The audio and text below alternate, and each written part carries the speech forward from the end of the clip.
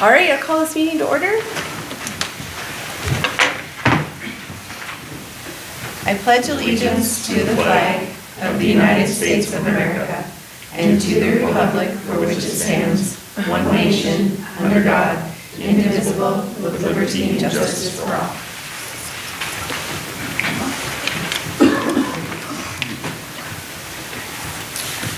All right, we have all members of the board accounted for, with Joy joining us on Zoom, as well as administrators and members of the public. Please remember to sign in if anybody hasn't. First up is public comment. Public comment is reserved for items that are that are not on the agenda. If you have a public comment about items on the agenda, please wait for that item. Public comment is for members of the public to give input on public matters, not personal issues. To avoid violations of privacy, a member of the public wishing to address the board will not be allowed to make comments about any student, staff member, or member of the public during his or her designated time to speak. To maintain order and allow everyone the opportunity to speak, the chair shall limit an individual's time to 3 minutes. Does anyone wish to speak at this time? I'll just use my phone for a timer. Hi there. Is this on? Do I need to use this for Zoom? Tim, is it on? It does not project sound. Got it. Okay. I'll speak loudly. For your recording. So you do want me to speak into it? Okay. Hello. My name is Trish Schreiber, and I am a legislative candidate for House District 76, which includes Granite County. And I am not going to campaign at your meeting. I'm just here to introduce myself and to say that I look forward to learning more about your school and your work. And thank you for your service. Thanks.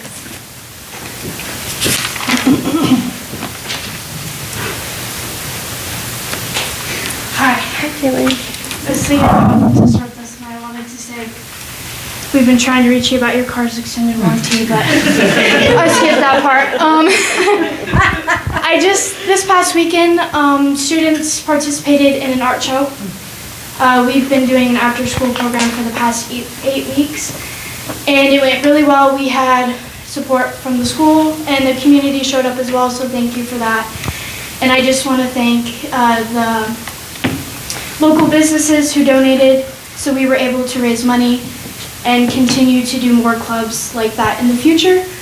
As of this year, as we're getting close to the year, I can only do so much as one person, but if anyone has any ideas on things that we can do to bring the students and the community together and kind of get them more out, it's always appreciated, and you're welcome to email me.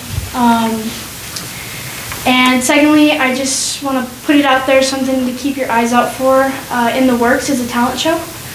I've been talking with Charlie from the theater, and we're hoping to open it up for all K through 12 students. And then I've been speaking with a teacher over in Drummond, so we're hoping to not only do Philipsburg, but Drummond as well.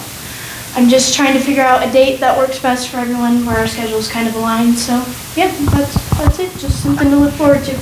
Thank you. Thank you. Anyone else? Okay. I need copies this time. All right. Earlier this year, I attended the Montana Principals Conference, and Dr. Shane Naderman presented a keynote entitled Fight, Flight, or Facilitate. This keynote resonated deeply with what has happened these past few months in Philipsburg. Culture is built or broken by how schools respond. When the community was promised that after 3 years an analysis of the effectiveness of the 4-day would occur, many of us took that seriously. Unfortunately, the school went into fight mode by telling both staff and students that there were haters who were trying to take away the 4-day. As we have heard and read over and over again, that is simply not true. Concern about significant drops in scores should not make one labeled as a hater. Dr. Naderman shared costs that occur when schools go into fight mode: retraction and disengagement, high turnover, new staff, feedback fear, and psychological safety collapse. This in turn increases anxiety. When anxiety increases, performance decreases. We have seen some, if not all, of these costs. The district also went into flight mode by choosing to ignore and not acknowledge true challenges that have sprung up these past 3 years. The costs of responding through flight mode are passive aggressiveness, silos and cliques, low morale, erosion of trust, and psychological safety. Again, anxiety is increased, and when anxiety increases, performance goes down. Again, we have seen some, if not all of these costs these past few months. Can you imagine how much farther along we would be if instead of focusing on the so-called haters, a plan would have been developed to work on the challenges? There has to be a movement away from fight and flight and towards facilitation. Only then will we see true progress. Reacting usually leads to regret, but facilitation leads to connection. Being concerned about significant drops in test scores does not equate lack of support. Attending strategic planning meetings doesn't necessarily constitute support, especially when those who did attend were told that they were there only to observe. Support naturally comes with true collaboration. The people who should be at the strategic planning meetings are your staff, for they're the ones who have to see that the plan comes to fruition. If any of you were able to attend Saturday's art show at the museum, there was an incredible show of community support, and many thanks to Caitlin and John for stepping up. That was truly amazing. In closing, remember that the best decisions are rooted in thoughtful reflection. I hope that you will be able to listen to input from all sides to make the best decisions for our students. As I said last month, school improvement is hard work. We have smart teachers, and I will also add smart students who know how to do this work, and they do want higher expectations. I hope you make sure they have the time to accomplish this. Thank you. Sue. Anyone else?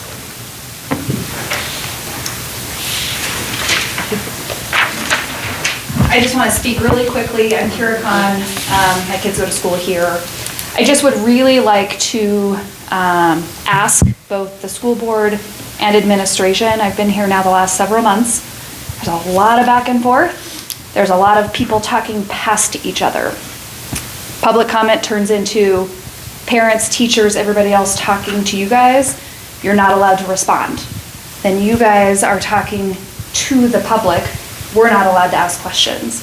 So there's no opportunity to have a conversation. And so I was really disappointed last month when the answer was, we're not gonna have a conversation, we're gonna make decisions without that. And I think as parents, as community members, as teachers, people all want these kids to succeed, but we can't do that if we're not doing what we ask our kids to do, which is listen to other opinions, have a conversation. So that would be my ask.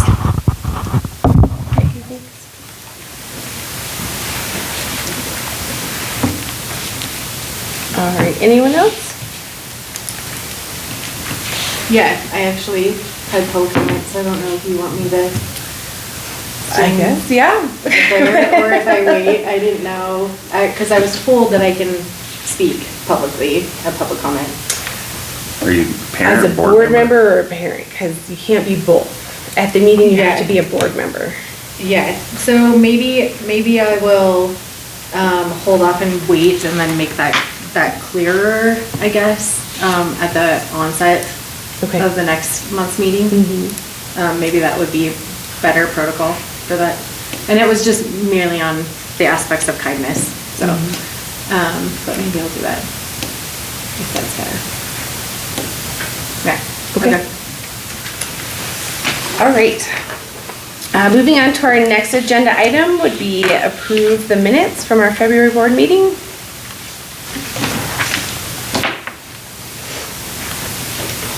I approve the regular minutes from February 10th, 2026.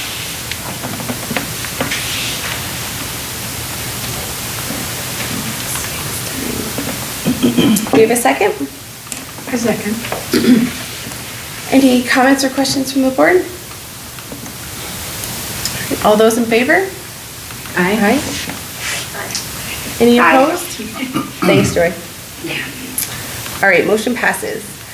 Next item would be our correspondence, recognition, delegation, and administrative reports. Tom, is there anything you wanted to start with? Just our student numbers. Highlighted student numbers right now, 37 in the high school. We have one student that's in the Job Corps that we can count, so we have 38 overall. And that's actually wrong. because we had a student leave and is homeschooling just as of Friday. So we have 36 present in the high school currently, and with 29 in the elementary. So there's our totals. We have one ESSA student that we also count, and that pays through the SPED ed. So that gets our numbers up to 151 total, or well, 150. But our numbers are small. That's just what I want to put up. I know we're sharing prom with Drummond, and with us sharing prom, they have about 74 or so, I thought I remember. So they're double what we have. And if school's based off A and B is your money. If Drummond has double, they can afford double the curriculums, double the teachers, double the fun. With these numbers, Linda's in the audience. You've been here for a really long time, Linda. Is this the smallest you've ever? The smallest we've ever seen it. I don't know where, well, I do, I remember a lot of them. So It is sad. we have a huge increase in people moving into Philipsburg, but the numbers and the data is showing that we have a enrollment that is going the opposite direction. And a lot of districts, we were just kind of talking before, are getting cuts, huge cuts due to enrollment losses. We're lucky. We're not going to have a loss, but we're not going to get any money either. So it's just, I think, 2-3 years of buttoning down the hatches and trying to get through. And then our elementary numbers do look good.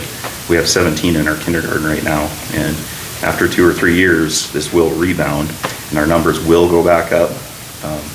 But just for a couple of years, I think everybody needs to know that these are our numbers, and this is why it is tough with funding and buying extra curriculums or buying extra interventions. We try to seek to find the free interventions because we can't afford the iReady, the iXL, the extra stuff with this many students. And able to offer the students everything we want to continue to offer, we just got to find where we make the cuts and still offer everything we can so that our students get the most they can. But that would be what I'd highlight, student numbers. Positive note though, want to hit the bus. Yeah. We had a hookup, Mike Lee, Gold Creek is liquidizing their school, and so there was an article in the paper for a month, I guess, nobody bid, and we offered $500, and we're getting Gold Creek's bus with, I think they had 8,000 miles on it. So the tires are probably worth $500. Oh, Lord. Yeah. So we'll have the bus. That's kind of a positive for the month. Attendance took a crack with illnesses. This month we had a lot of illnesses, so attendance did get hit pretty hard these last few weeks. So our attendance is going down. Behavior, not much for behavior. Has got a couple cell phones this last month. We did have our spelling bee second place winner, Huck Benson. We had our 7th, 8th grade put on a dance. That was fun. And then we had Officer Ryan Even come in and do a social media cell phone safety talk, which was excellent. And we hit 5th and 6th grade and 7th through 12th. And then upcoming on the 24th of March, we have Michael DeLong coming in, and he's going to talk about tobacco. He's going to hit Anaconda, Deer Lodge, Drummond, and end with us. And he'll be the 24th, Tuesday the 24th from 2:15 till 3:45 at the end of the day. So if any community members want to come and see that, we'll have that here in the gym. And then we're into April, end of quarter, Easter break, and ACTs in April, and all kinds of fun stuff. Does the board have any questions? Have there been any preliminary, Catherine, on budgets from? Yeah, we just received our preliminary budget. We're receiving about $8,000 more than we did for this year.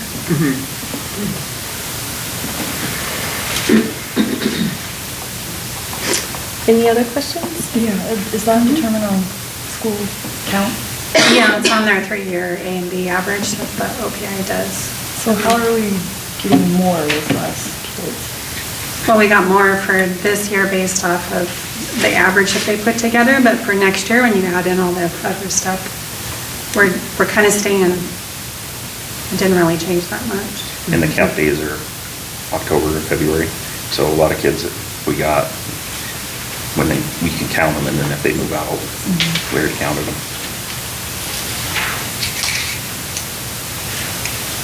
Any other questions? All right, any PTO or Booster Club updates? I forgot to hit Bridge Health. So MUST is dissolving, and so we're going with Bridge Health. It is funded through the state and will help us make that transition from MUST to Bridge Health. It's kind of our only option that works for us, so we'll make that change. We got to let them know by the end of the week that we're going to them. So we're going to call them tomorrow and say, yep, we're signing up with you guys. So it'll be Bridge Health instead of MUST.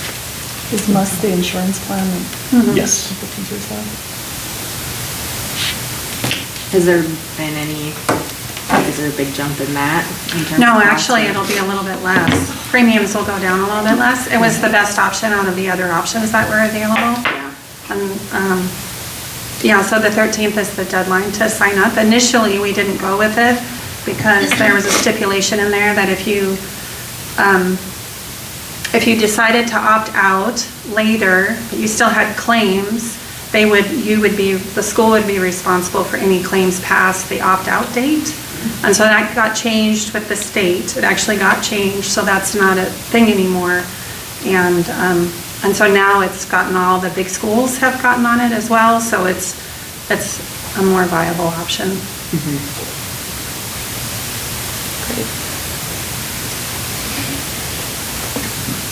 And then for PTO, I asked Miss Beatty what the fill-in was, and they helped out with the art show this last weekend. That was how they contributed this month.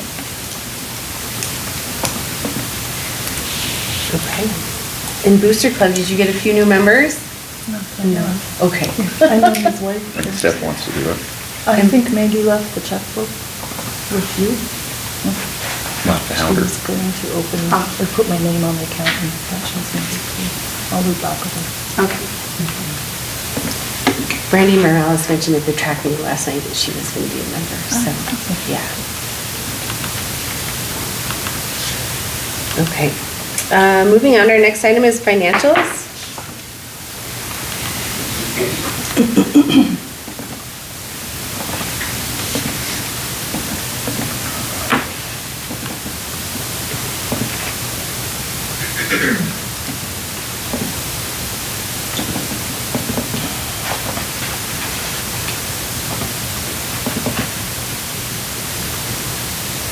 Does anybody have any questions on Catherine's report? Or Catherine, anything you wanted to point out?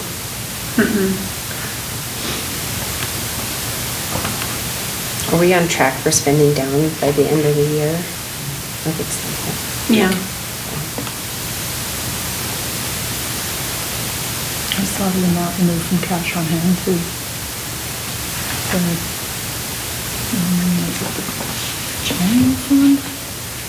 And I wondered, is that just something you do if you run an expense or something that you need to cover? Is it 5,000? When do you decide to move cash on hand to zero and out of cash on hand and into a different account? Well, what do you mean? Because I don't transfer money out anywhere. I mean, if there's claims to be paid, then it would, like those list the expenditures and what's remaining. I'm not sure what it is.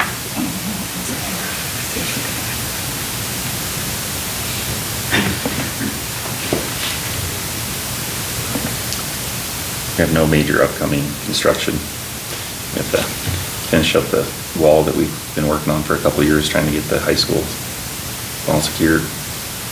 We called it a squirrel cage. Once we get the doors in, that project will be finished. I know we're working on getting a section of the boiler finished at the high school here, but there's no major construction planned other than maintenance and upkeep and kind of surviving. One boiler down still? Yep, is that section. Joy, did you have any financial questions? I do not, no. Okay. Did you find it, Margie? No, I'll ask you after. Okay.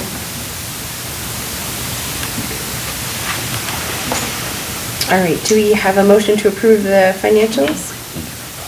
The Board of Trustees of Philipsburg School District Number 1 moves to approve payroll warrants 64101 through 64128, direct deposits 83818 through 83896, claims 17922 through 17995, and Visa 2060 and 67 cents.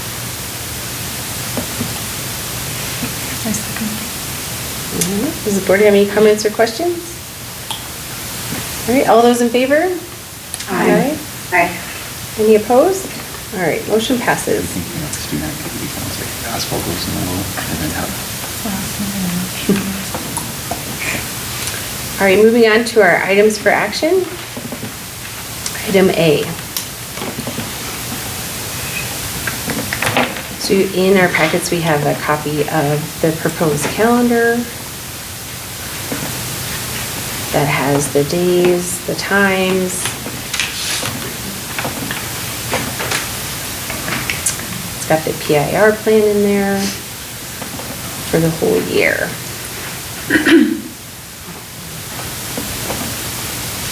I saw a mistake in March.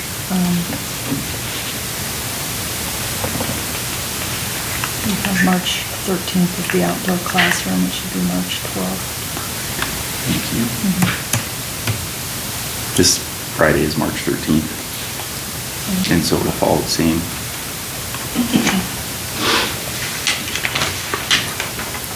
You decided to go to 3/4 days, 6 3/4 days instead of 4 half days? Yeah, so on this schedule, my recommendation is the board approves the 2026-27 school board calendar here, or school calendar. So these green days, this would be homecoming, October 2nd. This would be Halloween, the day before Thanksgiving, the day before Christmas, and then the end of the first semester and the end of second semester.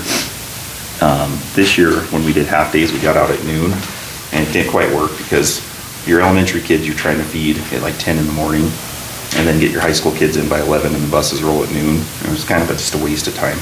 And so this time, we'd go through 5th period, so we'd eat lunch normal time, high school would eat normal time, and then 5th period would start over here, and you'd have that whole specials period for the elementary, and then release would be at 1:33. Buses would roll about 1:45 on those days. So that is kind of the fix on those days. The 2 outdoor days, the PIR start on the 17th. Kindergarten wants to start right with the 24th with everybody, so kindergarten will start early, and we won't wait a week or anything with them. Yeah. This aligns with Drummond. They graduate May 16th, so we would graduate May 23rd.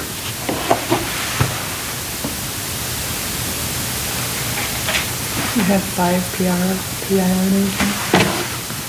We are 3, and then August. the 2 in October, which is MEA, MFT, or MSEL for admin. And then parent-teacher conference will be November 5th. After that, we're going to switch it next year and try an end-of-the-year barbecue like we've done in the past on the 26th. And we're figuring the end-of-the-year barbecue might help because we can do student supply lists at both the high school and the elementary and do almost like an open house. And then at the high school, they can also get their schedules for the next year. And then that way, when we go to summer, everybody's kind of ready. And then we're ready for that next year going right in. The blue dates are legacy photo dates. We're gonna have legacy photo come October 7th, and they can hit volleyball pictures and Titan football pictures.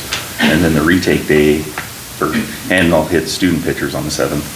And then the retake day for students will be December 2nd, and then we can hit boys and girls basketball.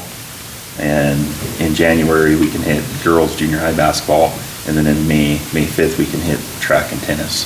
And that gives us legacy photo for pictures.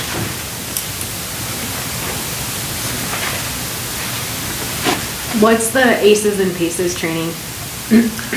So Deb Robinson from Grant County Health, she has a contact, Pam, what did I say? Hannah? Looks like Hannah. her. Yeah. And she hooked me up, and I just got her in. I said, let's do that. So ACEs is trauma. It's based off like your childhood trauma. And then PACEs is the positive side. I've only ever done the trauma side. I've never gone to see the positive PACEs. So I was excited to see what this is. And that's going to be Tuesday, August 18th. We'll do that training. It's a 4-hour training, and then we'll take like a 1-hour dinner break, and then we'll have open house from 5 to 7. And Monday, the 17th, will be like our basics, come back, expectations. We'll have our tech people here to talk about internet safety, probably hit our bloodborne pathogens, suicide, all that nitty gritty that we got to get through for the district. On the 19th, I'd like to find a retreat and do like a staff retreat, PD, kind of like we did this year when we went to Ron Clark in Missoula. That was a really good way to kick off the year, get everybody excited for teaching. So I'd like to find something like that if I can.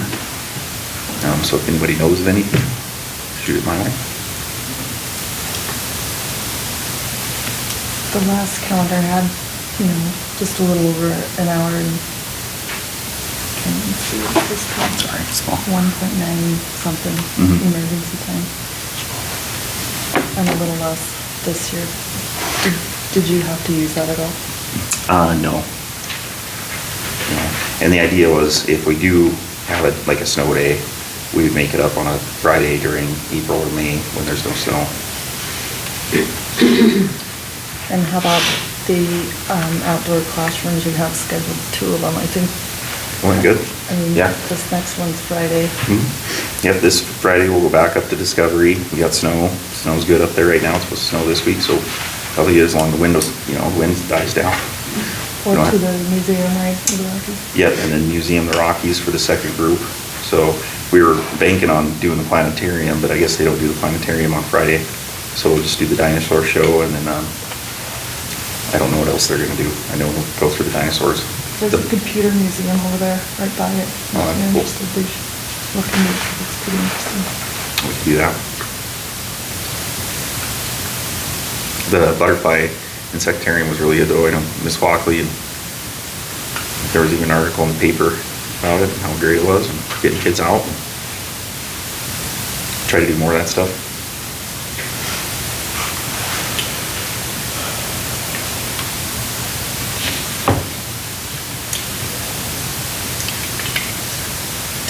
Do the teachers feel that you got through your curriculum adequately with the time or amount of hours that you had this year? Did you struggle with any of it? The hours, I mean, no? I think personally, just with all the math testing, it's a few days behind, but I would say where I'm at personally is pretty far from the core. I've compared it to where I was last year, and it's right on 2 lessons behind, but for me, I put more into math testing this year, so it's definitely finding that. It's definitely doable in the 4 day, I would say. I teach bell to bell, so it definitely is packed. But yeah, I would say it's able to complete with the time of it, yes. So you've had a chance to look at this calendar too, right? This New Year calendar? and Yes. You seem to think that it's agreeable for your, So we did 2 calendar committees over 2 weeks. I sent it out probably even a week, like 3 weeks before, sent it to all staff, said look at it for the changes. That's how we came up with kind of certain dates on there, and even like Shaylee said, hey, let's start kindergarten first day. So we did 1 committee meeting over here, 1 committee meeting at the elementary, and that's how we do it. and you typically stay to the spring break around Easter, which seems to fall earlier. It's like in March next year. End of March. That's never the same. And then it gets tough because you have, like, I did throw in prom as a yellow date there, the 10th, because you're trying to stay away from track and tennis on Fridays and Saturdays. But March, you can't go too early for prom either, because there's a lot of like music festivals and whatnot in March, and then the close-up trips. And so we're trying to lock down a prom date for both Drummond and us, where we can stick with the Rancho Rockrick, and they're good with it too. And this year, prom's gonna be April 24th. Did you say you're trying to stay away from track and tennis on Fridays and Saturdays? Just with prom. Oh.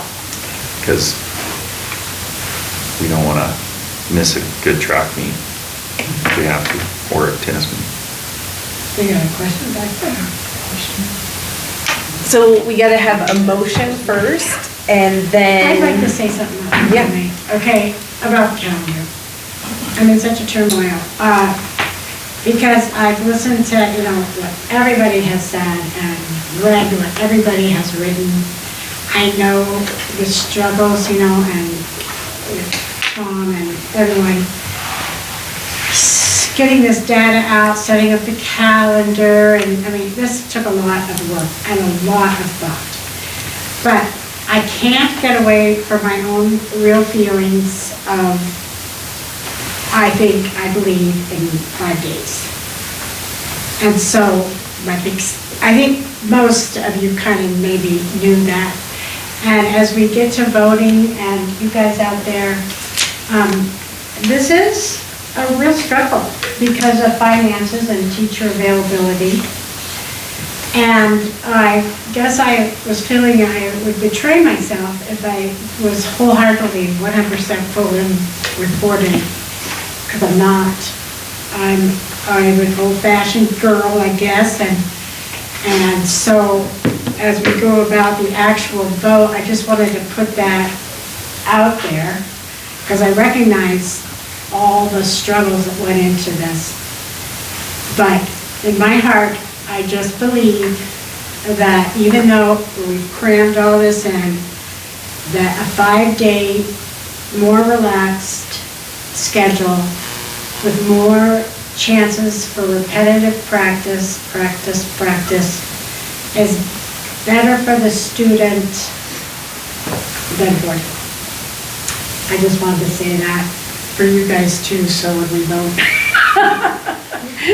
you won't be surprised. Anyway, that's all.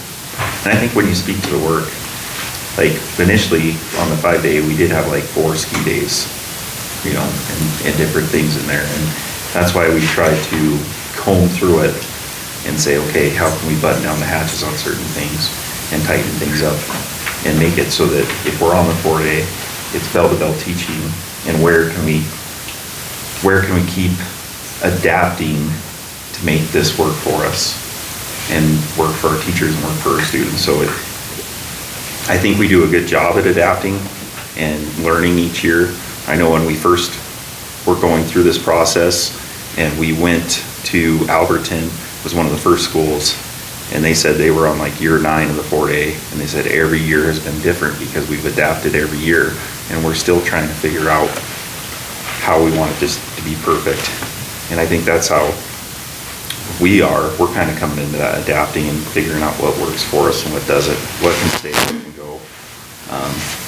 But I'm a firm believer in it, because I'm the one at the end of the day trying to hire people and find people. And I know what it's like out there in the trenches, trying to get teachers and trying to motivate them and get them to come to our community. And I know when we look in our community and we see house prices, $495,000, that's what Jeff Abbott over here across the street offered us for a house, $495,000. Lakin Smith sold for what, $325,000?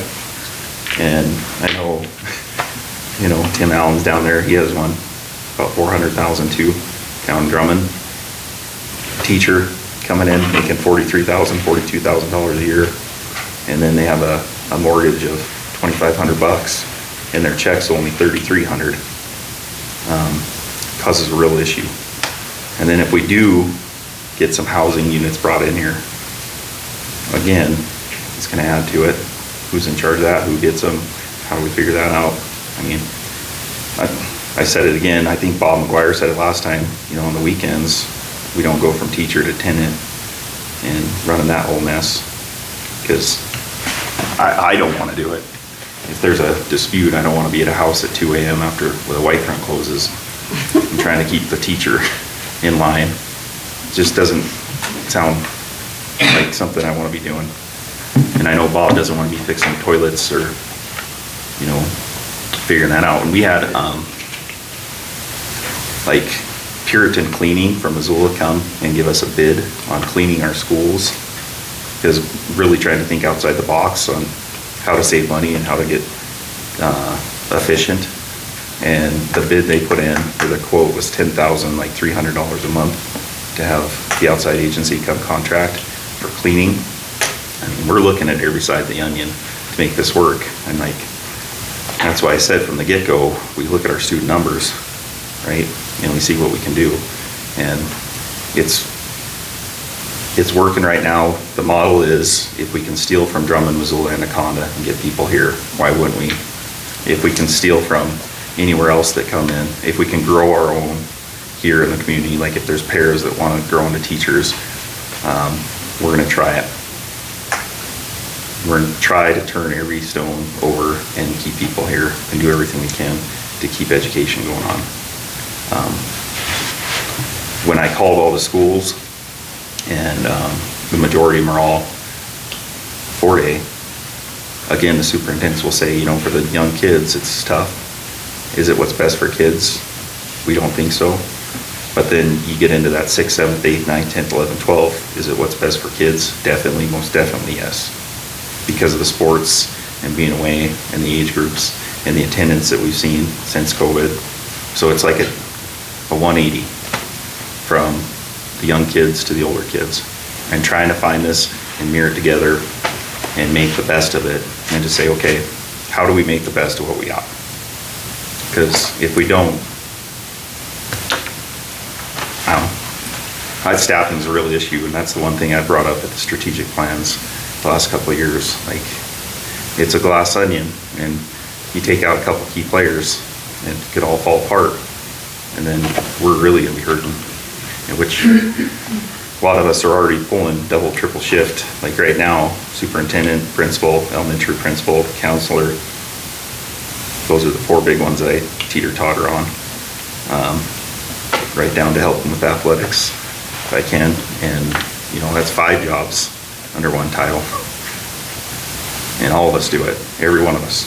We all have multiple hats we're wearing, trying to keep the ship afloat, trying to keep the kids positive and trying to keep the moral up so that we don't go down. Okay. So we have a recommendation. We can continue having conversations, but if we have a motion, we make a motion in a second, then we have our time for board comment and then public comment. So is there anyone on the board ready to make a motion? The Board of Trustees, Philipsburg School District Number 1 moves to approve the 2026-2027 calendar. Okay, do we have a second? I second it. Okay. And so now, does the board have any other questions or comments you want to make on the calendar? Yeah, so I appreciate hearing from staff. I think that's great, and I think a piece of it is getting through the curriculum, but also another component is mastery, right?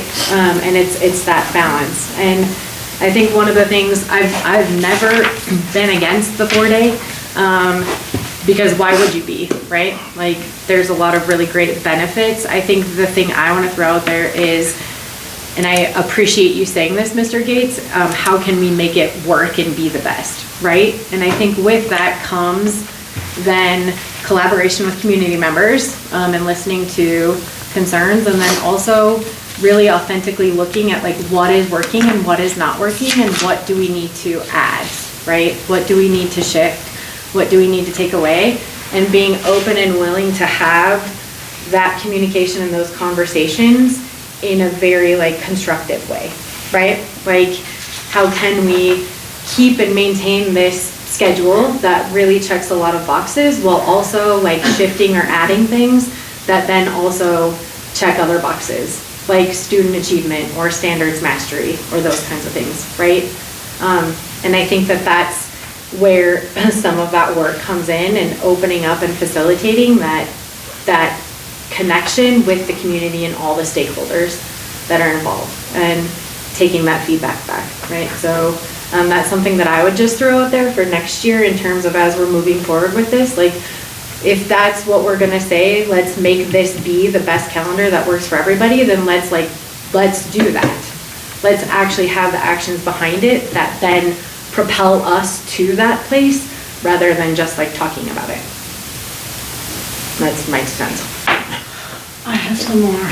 Okay. To add, I didn't know we were gonna do this, or I would have said that other thing. But, so, yes, to everything you said, Jen, and I was thinking, Sue, reading your accounts here and listening to, Mrs. Khan.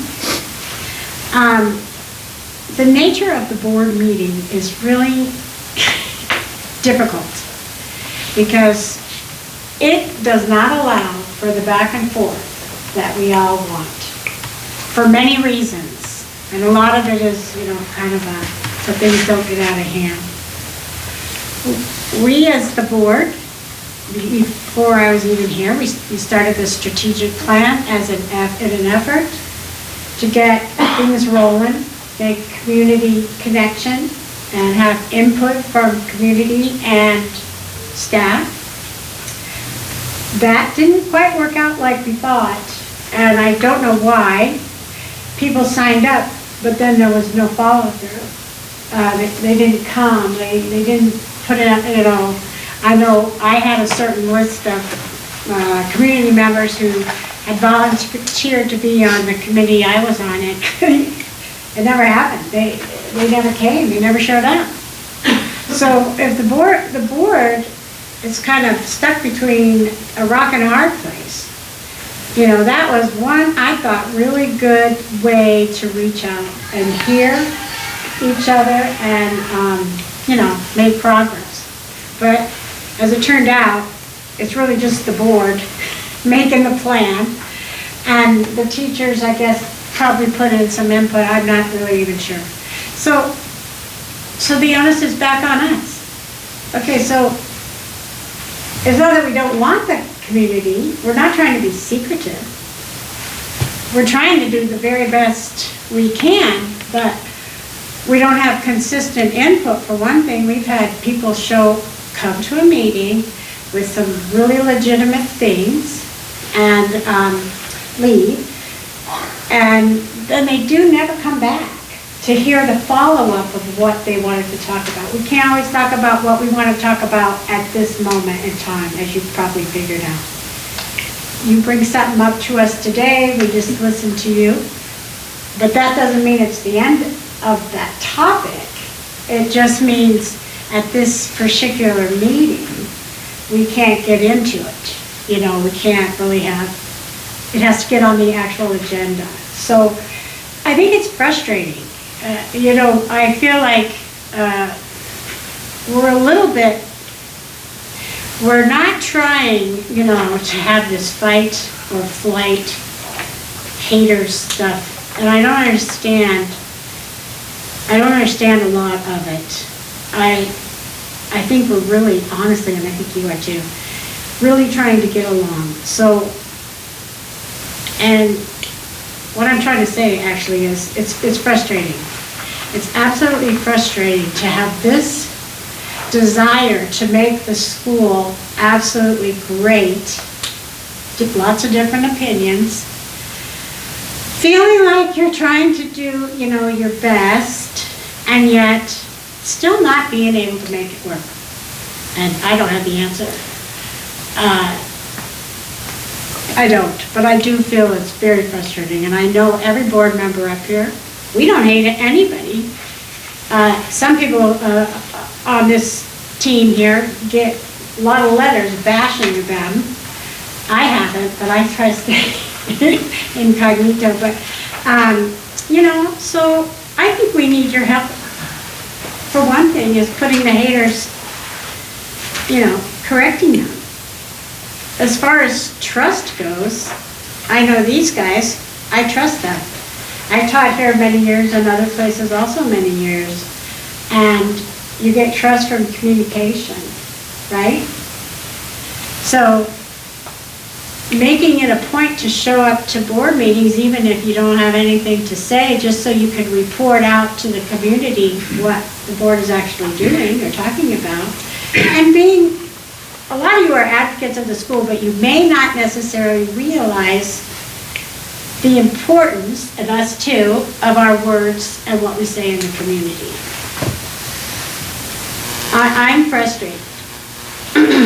And I want, like I said, it's a tough job nowadays. Teachers, you got it tough. I recognize your struggles and everything. So I'm not sure how to end this thing on On a positive note, I do want to say, we have two past seniors that graduated last year, and one of them just got a job offer at $179,000. Another one got it over $80,000, and that's VOTEC, that's CTE, that's welding. And we have students that are just killing it with the CTE and the trades. We have students that are also going college bound. We have a lot of success stories coming out of this school. And so, I think it needs to be more of what's the positive. It needs to get kept, and we try with the new app that we have, and we try with all the stuff like putting it out. The app's able to put it on Facebook and the live feed and everything, and we try to say what's the positive stuff going on, and we try, and we're doing really good. Our kids are doing really good. The opportunities are there. What we've done is we've been able to continue to give the students the same opportunities, but without the money, you can't offer it the exact same way, but you can still offer the opportunity. It's still there. I mean, when you take a teacher pay scale and you go all the way over a master's plus 30 and you come all the way down, or a master's plus 9, because you need 9 master credits to teach a dual credit class. If you go master's plus 9 and you have 6 of your 19 teachers all there, plus some other ones in the elementary that are curriculum, your district can't afford that off 35 kids. When you only have 35 kids in your high school, and I know that's just the high school, but when we only have 151 total, we can't have every teacher have a master's plus 9 teaching college credits. We have to be a high school first. Once we're a high school, if we can afford to push, we'll do it. But we're utilizing MTDA because it's free. You can get 6 credits from Helena College for free, from the UM for free, and from Bozeman and all over for free. And yes, everybody's acknowledging an in-person master credit teacher would be best. That's what would work. It's in person. Nobody's saying that wouldn't be the best case scenario. But we can't afford it with the amount of students we have. So don't kill the messenger. We need more kids. And that's where we're at right now. We can't afford it. And then I threw this up here too to show, this is our high school schedule. And what gets tough is when you have small students and you put them into the classes and then you try to give electives to give a little bit extra to the kids. They're stuck maybe in a core class and they can't even be put in an elective class. Or if you have a sweet elective class, you dream up like small engines and you have Mark Bretz helping out to fund it and do all these really cool things with the relationships we have. But then we only have 1 or 2 kids going into it. That's all we have because we don't have the numbers. And it's not that we're not trying things, trying to be innovative and trying to offer everything we can. It's just, when you only have 35 kids, you can't have this many teachers and have kids in every class either. It gets really, really hard. And like I said, 2 years and it'll rebound. And we get some more numbers and then we start coming back. But it's gonna have to be a realistic, honest, this is where we're at. We got 2 years ahead of us. Just plan for it. And that's very open. That's what it is. I don't know how to say that. And I think we're doing a lot of positive stuff though, because I think there's a lot of kids doing a lot of really cool stuff, and our sports teams are doing really good. Football cranked it, basketball did amazing. I'm happy with them. Track's coming up, and tennis will do well again. Teachers are doing amazing. Teachers are trying to step up. There's teachers that are going to take on some extra duties and classes going into next year. And so we're just going to stay the course and keep trying to make it better. which I think we did. I think since the day I walked in here, if you can leave it better than you found it, you did a good job. And like looking around right now, I see pictures on the wall, I see carpet, I see buses, I see fence that doesn't need to be stained every year because it's painted. I see cell phone holders where cell phones are stuck in and you don't have to, worry about cell phones. I see boilers that are working efficiently. I see a lot of maintenance stuff that's been fixed up, so. Yeah, and I think all of that's awesome, and I think the piece I really want to add on that is student achievement and expectations. Like, all of that is so amazing, and saying student achievement and expectations doesn't take away from any of that in any way, shape, or form. And I think personal motive is, right, like, I have a kiddo, can't read, and that is a thing for us, right? And so that is a place where I'm going to be invested, is wanting, my own child to flourish and be successful. And so I think that is the piece of looking at this calendar of like making sure that we're doing due diligence in all of those areas, in all of them. Yeah. And when we do say things, it doesn't detract from all the amazing positive things that are happening, because those are really fantastic and great. That's awesome. Margie, did you have anything? Yeah, I just wanted to talk about the number of kids we have, 151 total, and you could look at that as a negative way, as like we're losing students or downsizing, decreasing, whatever. Or you could spin that and look at it positively. 151 to how many teachers we have. You think that with the amount of teachers and staff we have, we should know every kid, their abilities and disabilities, and we should be able to, go through the grades knowing that, working on it, fixing it. And so I would like to turn this number into a positive thing for our school and focus more on the kids' needs and abilities and foster that and as they go through the grades. And so we need to do that for the kids, I think. However we do that, if we do that with this calendar and 5-day, 4-day, I don't know, but I think if we work together with the teachers and the parents, because the parents do have a hand in this as well. You guys can put all the effort you want to the kids between whatever it is, 3:45 and 4, and they go home and, the parents don't do their part, then we all have a hand in this, so that's all I wanted to say. Okay.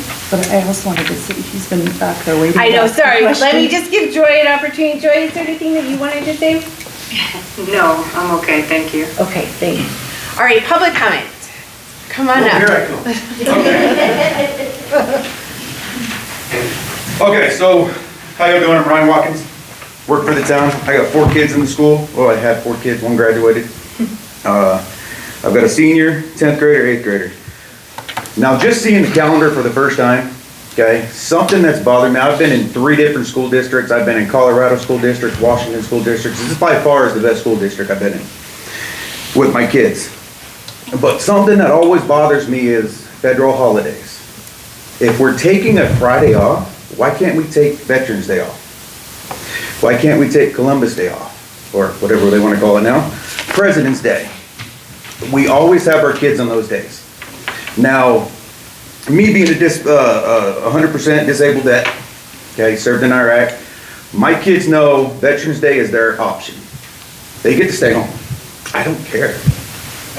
Okay? Because that is my day with my kids. So that was about the calendar.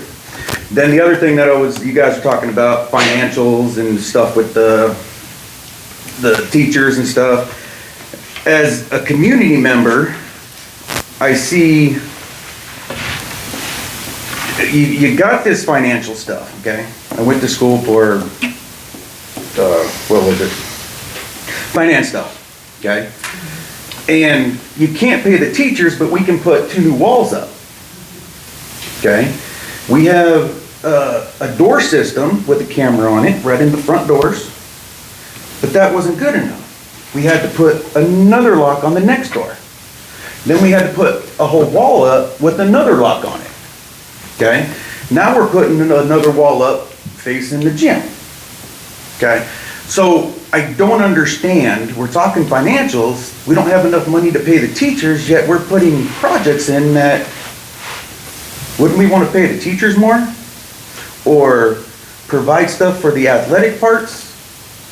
I would think that would be something that would be more mindset, because, I mean, me, if I'm looking at, you know, stuff going in and the teachers go, we ain't getting paid enough, you probably could take what the projects that don't need to be done and separate that between the teachers. And I guarantee a teacher would be like, you know, I got a 50-cent raise this year. Be a little better. Might be able to keep teachers a little longer. And trust me, I understand. I had to pay $685,000 for my house when I moved here 3 years ago, and I do not like the mortgage payment. So I agree with you. Okay, that's all I wanted to say. Real quick. All right, is there anyone else? So I spoke at the last meeting, and I really wish I could have conveyed this at that meeting. I was a little nervous when I was talking, but I work here every day. I am in every single elementary classroom every day. I have students I check on and work with every day. I'm over here at the high school working with students. And the one thing I notice, and this isn't, it's every day, may not be the same class, but I hear happiness. I hear laughter. I hear classes, I walk into classes and our amazing teachers are making them breakfast because it's a special day. Our teachers go above and beyond, and I see that every day when I walk through these hallways. And I'm actually very proud to work here because I work with an amazing group of people. I don't think I've met someone that I haven't liked. And the students are absolutely wonderful and amazing. I have yet to meet a student that is a problem child. We don't have problem children, we just have different children. And they all have different needs and different wants and education, academic levels. I think our 4-day week is accommodating that. And I think also it's accommodating teachers and helping us keep teachers. I personally like 4-day week. I have a ranch, so it helps me get ranch stuff done. And I get to see my daughter who graduated from here.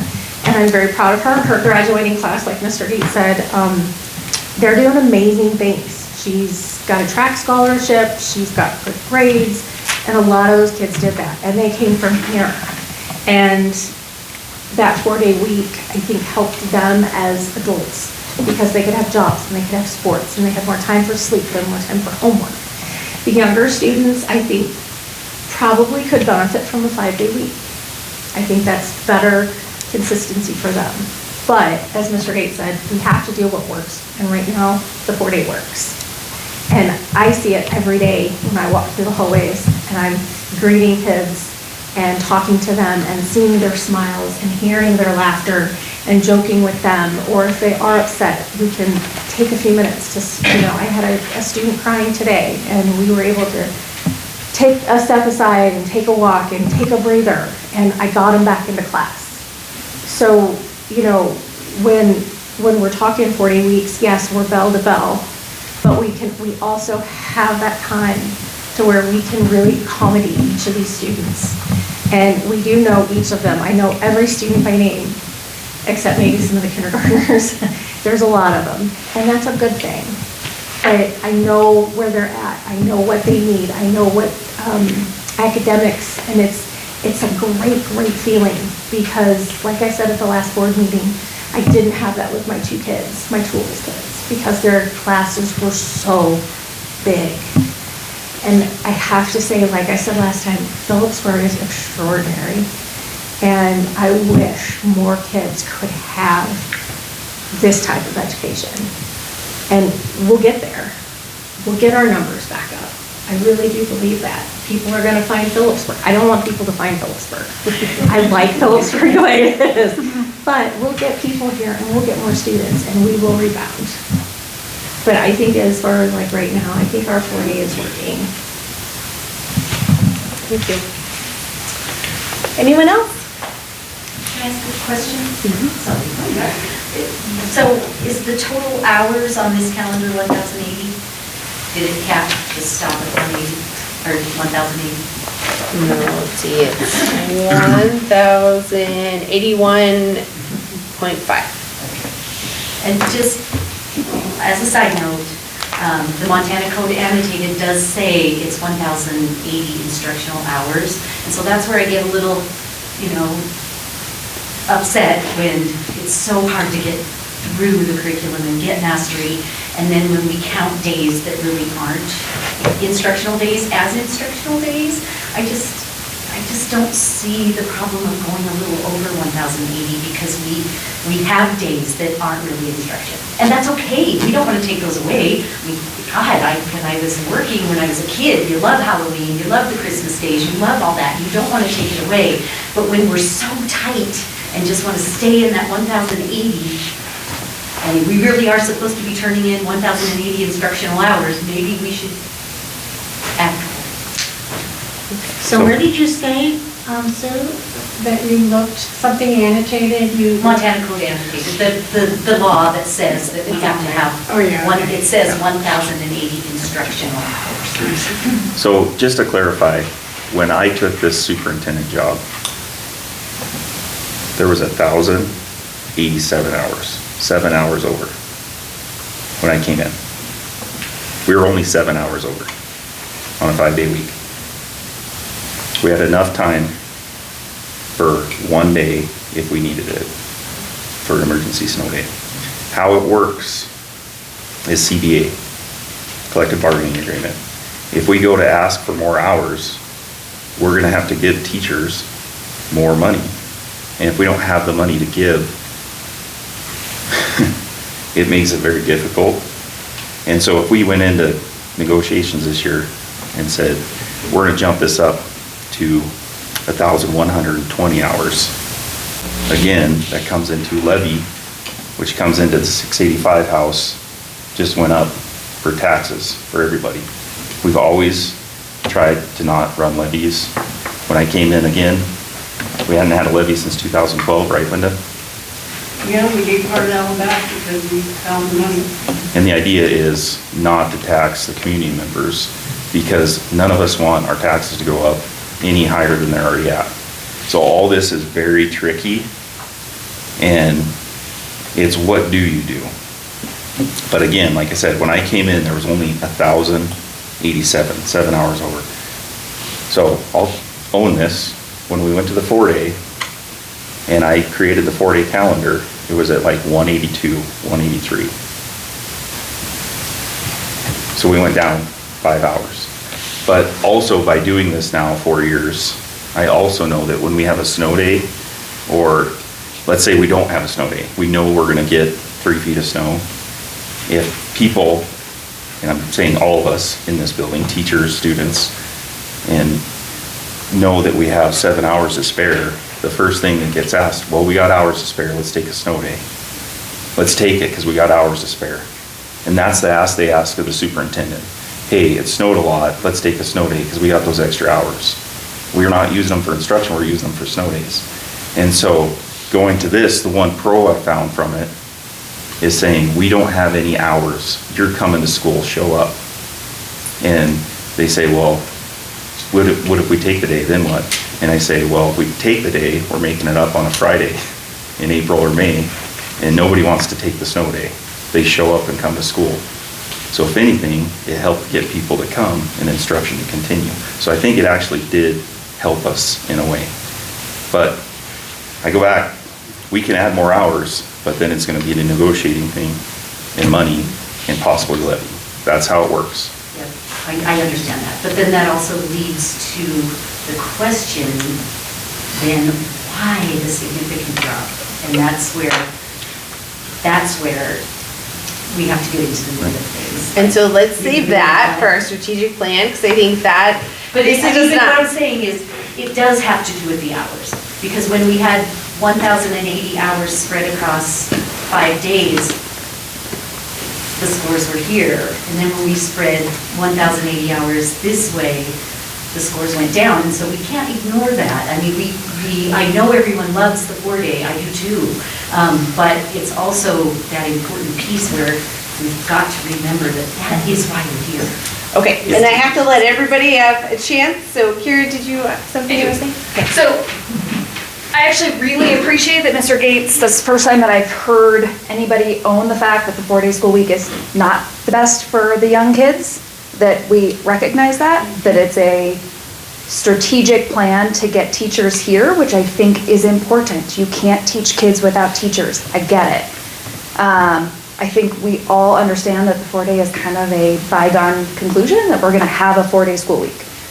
My ask of teachers, of administration, is to come to a meeting with a plan about how are you going to improve the scores within that 4-day school week. Not defend the 4-day school week, not defend decisions that have already happened, but say, we get it, we own it, it's not where we want it to be. The bare minimum of a state score should never be our goal, and so defending that is probably not the best plan.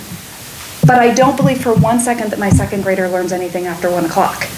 And so we've got to come up with a plan, and my ask of the board and the teachers would be to present a plan within the 4-day school week to say, how are we going to help the grade school kids, who are the ones with the lowest scores, who are the ones that we all recognize are not helped by the 4-day school week. Okay, thanks, Karen. Kendra, did you guys have? Hi, if you guys don't know me, my name is Kendra Watkins. I'm a senior here at Granite High School, and I've been here for the past 3 years. So I came here, I moved from Washington after my freshman year of high school. I came from a school that was a 5-day week. I've come from Colorado, Washington school districts. By far, me personally, I have excelled here. I struggled really badly when like COVID hit and all that. My grades just tanked. And with the 5-day school week, I struggled really hard because my graduating class at the time was 200 people. And so the teachers there, I mean, they're just trying to go through the curriculum. I wasn't able to master anything. So with the 4-day school week coming here, and I mean, my class is 8 kids. We're all very close. We're to be, most likely all of us will be still talking after high school compared to my old school where a lot of us would have just gone our own ways. And so with that, I've been able to not only excel, but also master all the stuff within the curriculum and learn more and have more time to do what I like to do. And I like getting out of school on like around almost 4, because then I don't feel like I have my day wasted. It's like my old school, we would get out at 2:15, and I feel like there was nothing else to do for the rest of the day. And then with the Friday, Saturday, Sunday off, I'm able to go to work, learn more, even go on trips. And so with that has helped me a lot, not only for me, but also my classmates who may not like school as much, but even with them, they still try. They still put in the work, get the effort, and like this teaches a lot. And I just want to say thank you, teachers, because they put in a lot of time towards us students. And with that, we're able to go above and beyond within our class or our subject. But I feel like one thing I do miss here is the community part. And so with that, I mean, I play high school sports. I help with a lot of stuff when I can, a lot of community service. Especially this year, seeing the community not show up for our school, it was kind of bumming to me. And so like when, for example, some of the basketball games, it was home games. There would be posts on the Facebook, posts on the Instagram of the high school being like, this is what the time the games are, please come and support. And here's our away team having the stands packed and ours is empty. And it just kind of felt bumming with that. So I feel like, if anything, our community can show up more. So that also feels like they can have more of a say within the school, because it's like you're showing the support for the school, you're trying to help with the school to do better. But when the community is not showing up for the school, it just feels like we're not together as, Philipsburg itself. And so that's one thing I wish from the community is just more support towards our students and not just dropping your kid off at school and picking them up, but trying to have them go into clubs, go help with the school and do more. So that's all I gotta say.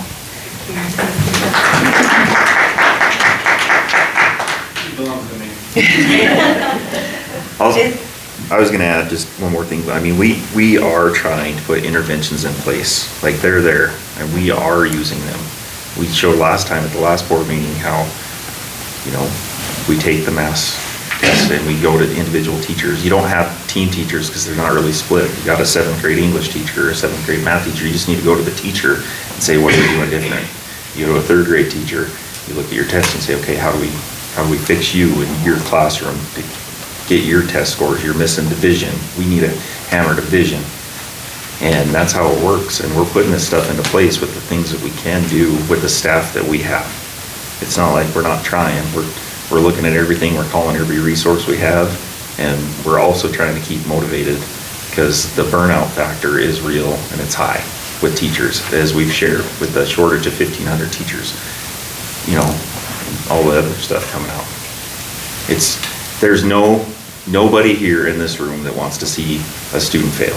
I think everybody needs to agree upon that. We all want to see students succeed. We want to see scores go through the roof, and we all want to win. And I think, I try more than anybody sometimes. I think in my own head, I'm trying really hard. Maybe it's different for other people, but I'm trying to make sure that this school stays together, the team. That's why we have what it means to be a prospector, and one of them is we have each other's back, no matter what. We stick together, and you know what? We always have a smile on our face because we're trying to win. And it's tough, but tough gets going. We're gonna get through it. Is there any other public comment first? Yeah. Okay, come on up, Linda. I just wanted to. Linda, do you want to come use the mic so that? No, do I have to? Well, for the recording, otherwise you won't be on the recording. I just want to say I watched a lot of your games right here in San Jim, and you did a really good job, and so did you, and whoever else. But it was sad, the audience, there wasn't a lot of folks there, so it is sad, I agree. But my, Dr. Khan said most everything I wanted to say, so I'm not gonna take your time, but that's the thing that is bothering me the most too, is that little kids in the elementary, the younger they start learning, isn't that why we have Head Start and preschool and all that kind of stuff? Because they just absorb everything when they're that age, and it gets easier as they get older for them to do that. And I'm proud of the senior that belongs to my family is doing awesome this year in college. Everything's going good there. I don't have a problem with any of that, but I am worried about our scores, and I don't really hear a plan. So that's what I wanted to say. I think there should be a plan besides just talking to a certain teacher about this one or that one. I think there should be some kind of plan, and maybe someone to come in and help with that plan if you need it. I mean, maybe we need some help to make a plan, to make the scores go up in the elementary. It's really important, because if you don't learn that when you're little, you're in trouble when you get to high school. And these kids, I have to say, most of them went to an elementary school that did not have low scores, the ones that graduated last year. So, that's something to think about. And I don't want to have a 5-day week either. You got me spoiled on 4-day week for sure. So I like it, and it's really nice. So if we can do that, I'm all for it. But I think we need to get it going, get a plan. So that's exactly what I wanted to talk about. And that's all, thank you. Yes, yeah. Kind of tacking on to. So it just dawned on me, like, we are making this plan, and we asked for help with this strategic plan. But our strategic plan is, well, I'll tell you an example. One of the parts of this plan was provide training in differentiated instruction. We don't provide that. We don't do that. We don't do your mapping. We don't look at your books. We don't tell you what to do. You teachers have to do that. I mean, I'm not really pointing fingers, I'm saying this out of my own experience.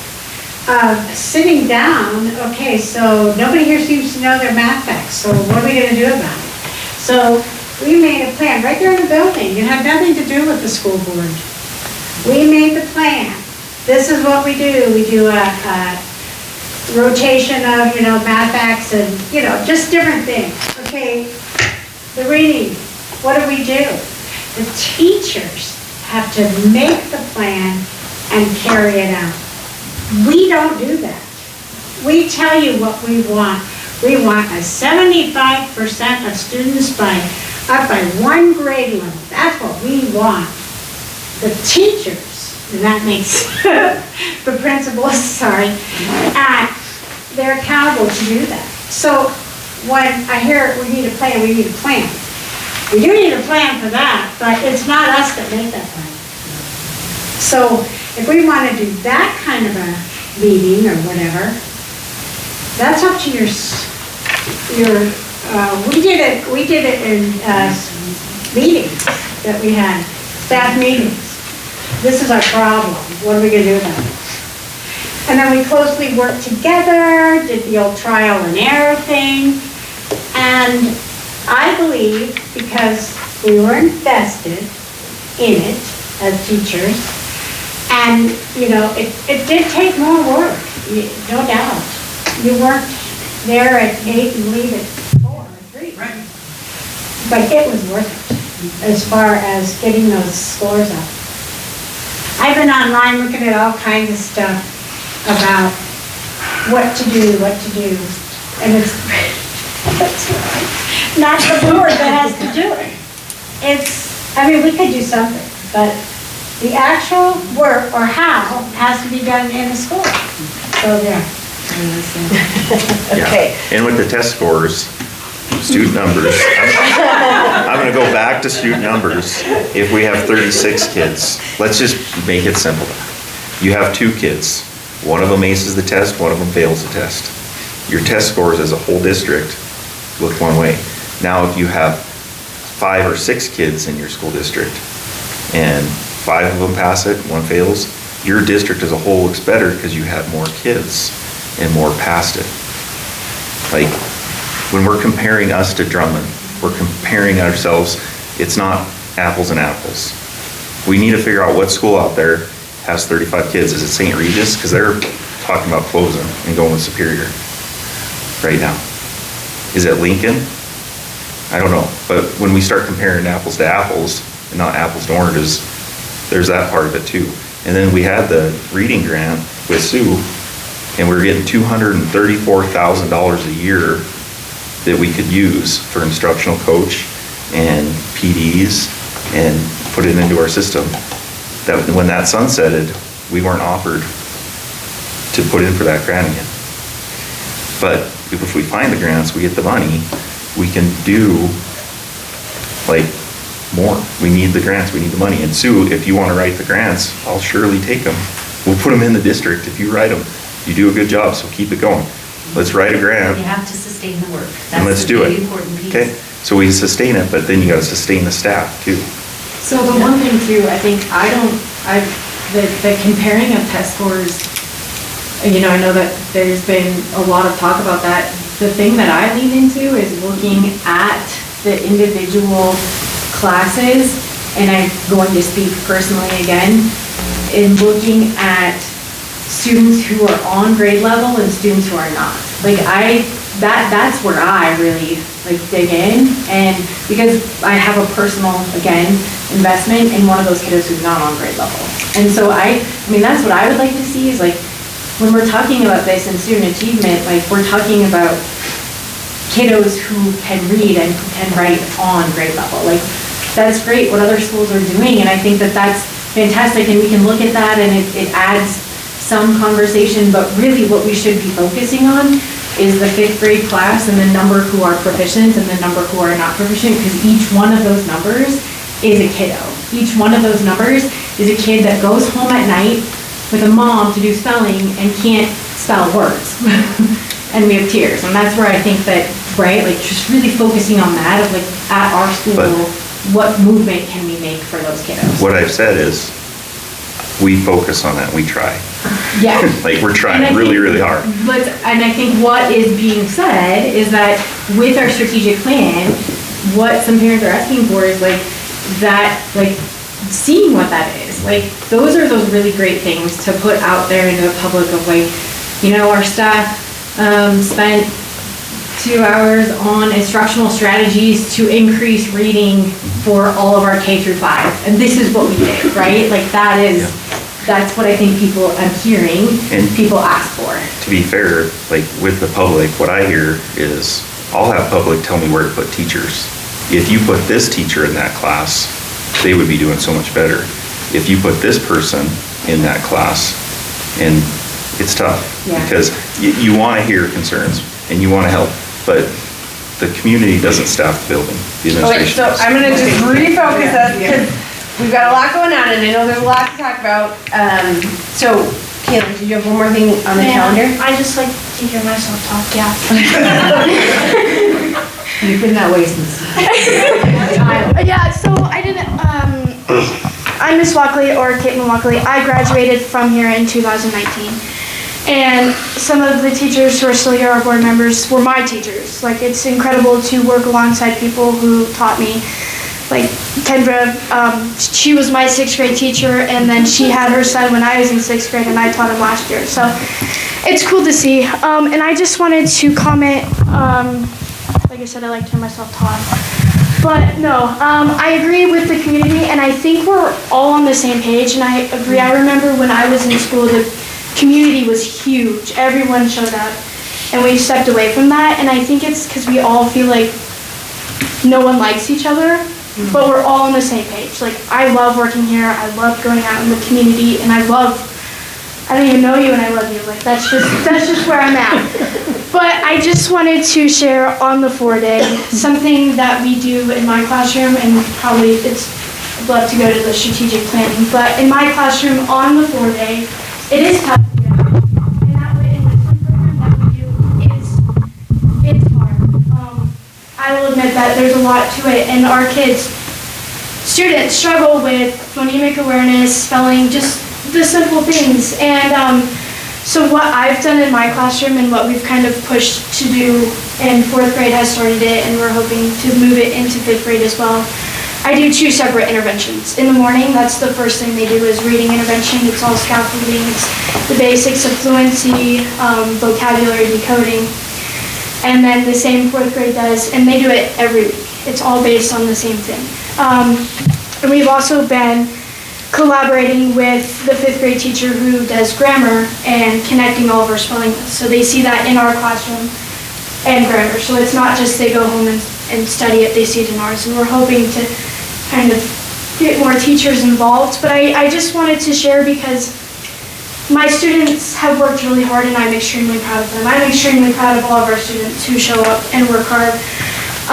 For our progress report for the MAST, I just wanted to show this because it's pretty exciting, and I know we have our struggles. For reading, this is progress, so it's not current, it's not final. We'll kind of see how it goes at the end. So this is compared to 6th grade across the rest of the state. For Montana, averages for English language arts.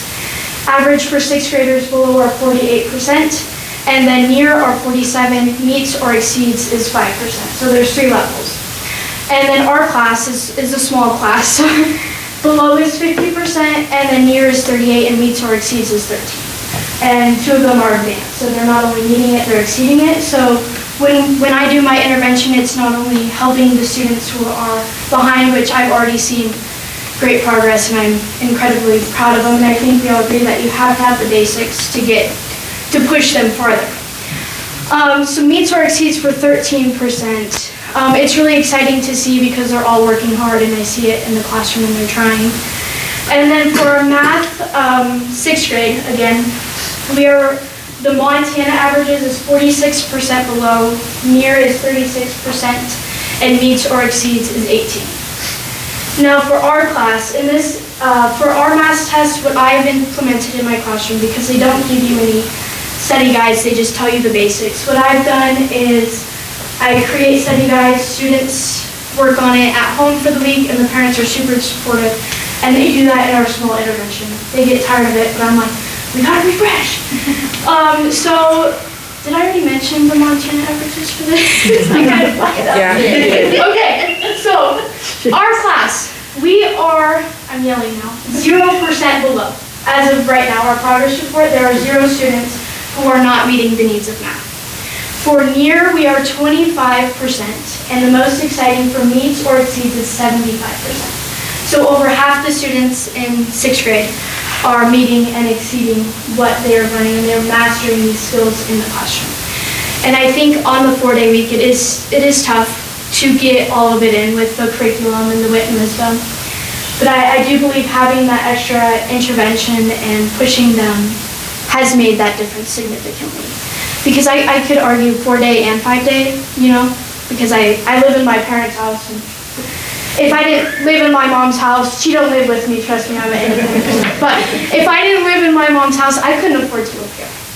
So having that 4-day allows me to do my photography on the side as well. But I could also see how 5-day is beneficial to push that extra. But I just wanted to point out that with the 4-day week, putting in that intervention and that extra work, even for students who don't need intervention, just having it and pushing them has really made the difference. And like I said, I'm extremely proud of them, and I'm hoping, you know, 4th grade is starting it, and we're hoping to kind of push it into 5th grade as well. So Now I'm going to that stop talking is now. But excellent. That is what I would like to know. Yeah. That you're doing this kind of above and beyond, and you recognize the need for it. I think last year, you know, we looked at the math scores, and we were 7 points below the Montana average overall for 6th grade. So I kind of took it into account of what can I do different this year. And, you know, AI is probably going to kill the world and, you know, whatever. But it really has allowed me to create more resources that don't yet exist in the sense of study guides, and allowed me to do more that follow the math test. And so that has been super grateful, and just having that start year of like, okay, I did this, and now just readjusting. And I think parents have seen that. I hope it has made that difference. So yeah, I just wanted to share. I know it's not the strategic planning, but I figured how I do it in the 4-day is possible, even though sometimes it's a lot. But you've just solidified yourself as a member of the strategic plan for the district. I would love to help. I'm calling you. Yeah. Thank you, guys. Thanks, Kaylin.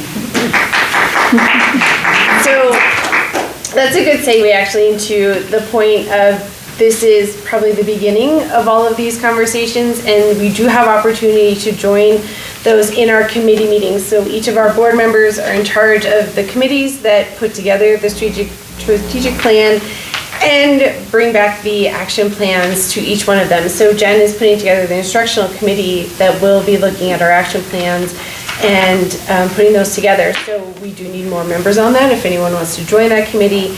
And then that committee will bring their information to our quarterly planning meetings. We also have a staffing committee, there's an infrastructure committee, and there's a culture committee.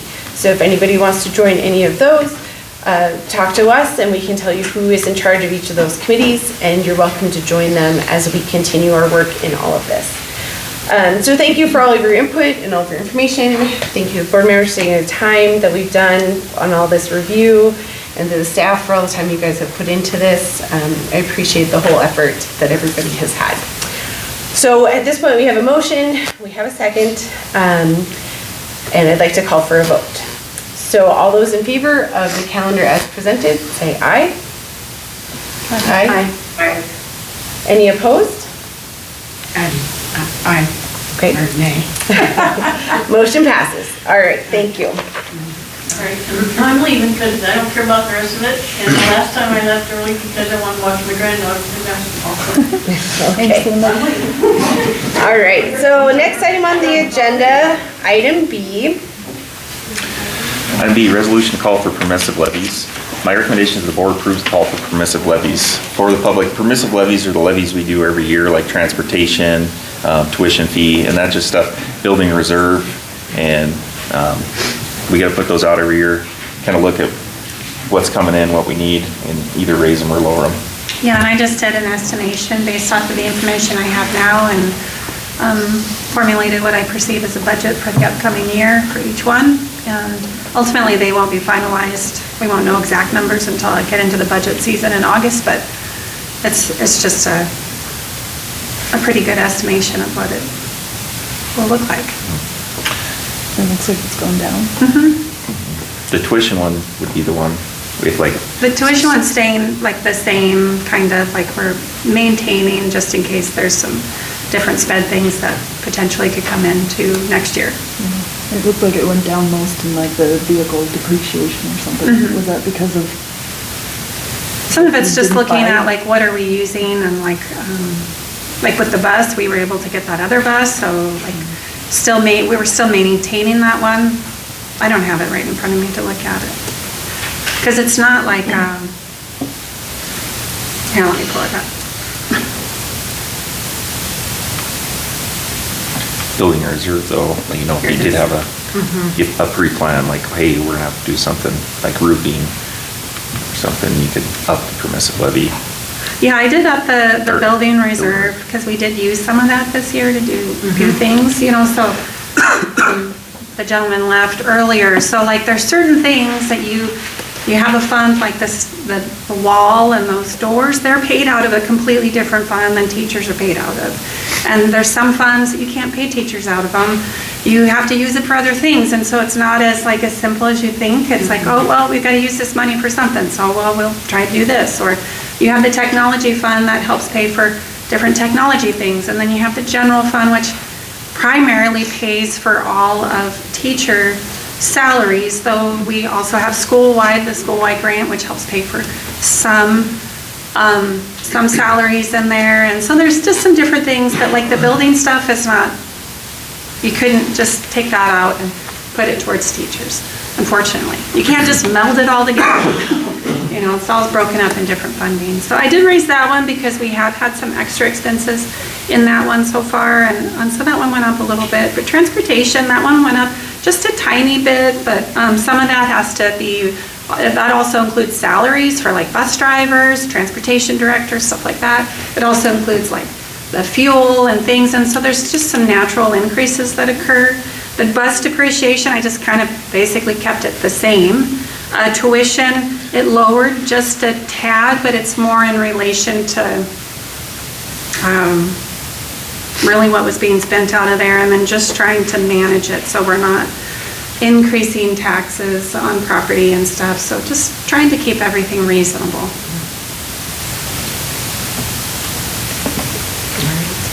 Any other questions for Catherine?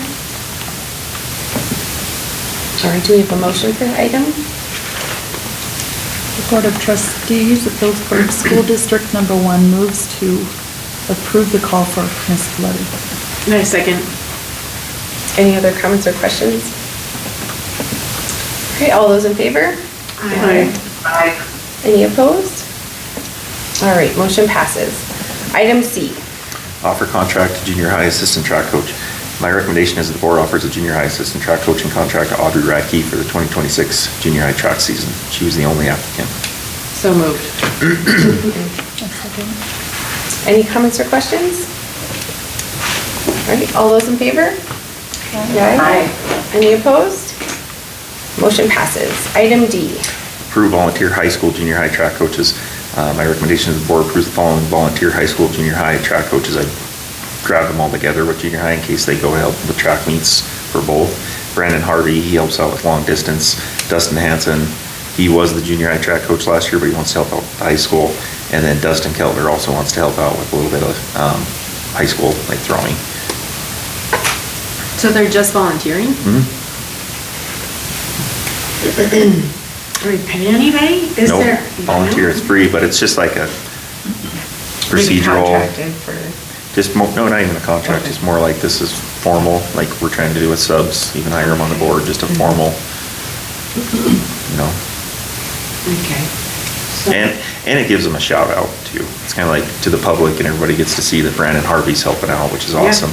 Dustin Hanson and Dustin Keltner, because you can see like our two teachers here, again, this is what I speak of, where we all wear extra hats and working for free. Okay, so the Board of Trustees of Philipsburg District 1 moves to approve the following as volunteer HSGH track coaches: Brandon Harvey, Dustin Hanson, and Dustin Calvin. Nice second. Any comments or questions? All right, all those in favor? Aye. Any opposed? Motion passes. Okay, so we have our next school board meeting on April 14th at 5:30. And then I wanted to see if we could schedule our next strategic planning session as well. I want to give you guys time if you have any committee meetings you want to hit first. If we can do something like March 31st or April 7th, if that's possible, or if you guys need more time to fit in and we need to look at the end of April. For like doing an actual committee meeting on the 7th and then board meeting on the 14th. It would be like the, not your individual committee, but looking at the full plan. Yeah. Okay.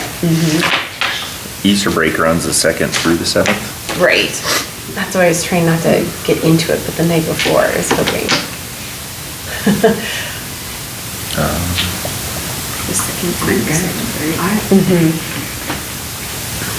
What was the date, the 31st? The 31st of March, I thought might be okay, so that, because we'll have, for our quarterly, March would be kind of the end of the quarter, then April, May, June would be our last quarter of this year's strategic plan, since we're on the fiscal year. So if we can fit one in, we could do 2 in the 4th quarter if we needed to, but we need our 3rd quarter meeting, and then we need our 4th quarter meeting, which the 4th quarter should be towards the end of June when we've got financials and all that kind of stuff to look at. So. The 31st looks good for me. Me too. Joy, are you available March 31st for a strategic plan meeting?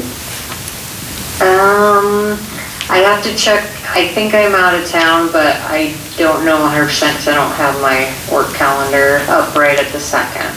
Okay. But I can let you know. All right, so let's plan on the 31st for now, and then Joy, when you get a chance, just let me know. Okay, I will. And then Wednesday, the 1st, will be parent-teacher conferences too. Okay.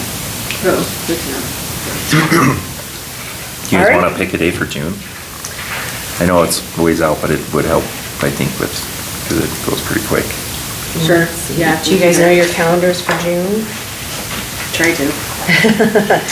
I will be out of town the 19th through the 28th. So we could go either before or after that. What is the board meeting that? The 9th. The 9th? Thank you. What about the 16th then, before you go on your trip? Or Does that work for you?